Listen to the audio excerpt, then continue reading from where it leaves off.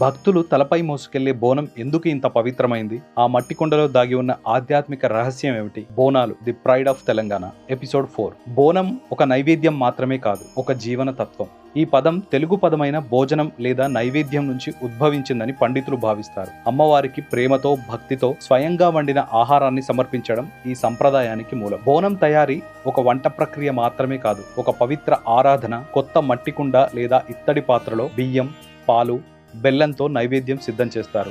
ఆ తరువాత కుండకు పసుపు రాస్తారు, కుంకుమ బొట్టు పెడతారు, వేపాకులతో అలంకరిస్తారు. పైభాగంలో చిన్న నూనె దీపాన్ని వెలిగిస్తారు. ఈ దీపం అజ్ఞానాన్ని తొలగించే, జ్ఞానానికి, వెలుగుకు, ఆశకు ప్రతీకగా భావిస్తారు. బోనంలో ఉపయోగించే ప్రతి వస్తువుకు ఒక ప్రత్యేకమైన భావం ఉంది. బియ్యం జీవనాధారం, పాలు పవిత్రత, బెల్లం మాధుర్యం, వేపాకులు ఆరోగ్యం, రక్షణకు ప్రతీక, పసుపు శుభానికి చిహ్నం, కుంకుమ శక్తికి ప్రతీక, దీపం దైవిక జ్యోతి.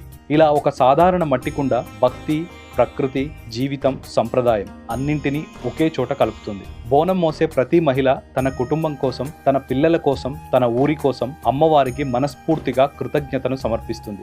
అందుకే బోనం ఒక నైవేద్యం మాత్రమే కాదు, ఒక తల్లి హృదయం. బోనం అనేది 3 పొరలుగా అల్లుకున్న విశ్వాసం. తల్లి తన బిడ్డలకు, అమ్మవారికి మధ్య అనుబంధం. వ్యాధులు, కష్టాల నుంచి సమాజం కలిసికట్టుగా బయటపడిన ఒక జ్ఞాపకం. తెలంగాణ జానపద గుర్తింపునకు, స్త్రీ దేవతా పూజకు వారసత్వ చిహ్నం. కాబట్టి బోనం భోజనంతో మొదలైన అది శతాబ్దాల నమ్మకం, భయం, కృతజ్ఞత, గుర్తింపు వీటన్నింటినీ మోసుకెళ్లే ఒక సజీవ సంప్రదాయం. అయితే ప్రతి బోనాల ఊరేగింపులో అందరి దృష్టిని ఆకర్షించే ఒక వ్యక్తి ఉంటాడు. ఆయన ఎవరు? ఎందుకు అమ్మవారి ముందు నడుస్తాడు? దాని వెనుక స్టోరీ ఏంటి? నెక్స్ట్ ఎపిసోడ్లో.